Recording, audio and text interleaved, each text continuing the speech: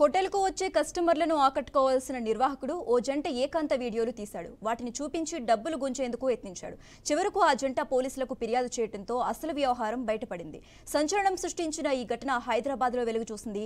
శంషాబాద్లో OYO హోటల్కు ఎక్కువ సంఖ్యలో యువత వస్తున్నారు. ఈ తరుణంలో నిర్వాహకుడు హోటల్ రూమ్లలో సీసీ కెమెరాలు ఏర్పాటు చేసి వీడియోలు రికార్డు చేశాడు. ఆ వీడియోలను హోటల్కు వచ్చిన జంటలకు చూపించి బ్లాక్మెయిల్ చేశాడు. అయితే హోటల్కు వచ్చిన ఓ జంట సీసీ కెమెరాలు గమనించి నిర్వాహకుడిని నిలదీయడంతో విషయం వెలుగులోకి వచ్చింది.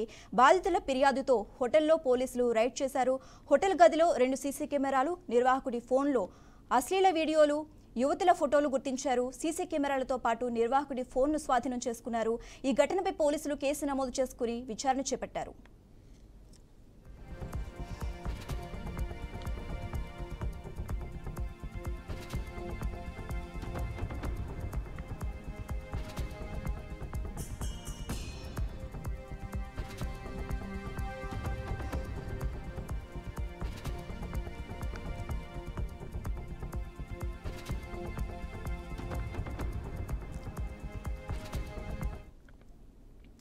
హోటల్కు వచ్చే కస్టమర్లను ఆకట్టుకోవాల్సిన నిర్వాహకుడు ఓ జంట ఏకాంత వీడియోలు తీశాడు. వాటిని చూపించి డబ్బులు గుంజేందుకు యత్నించాడు.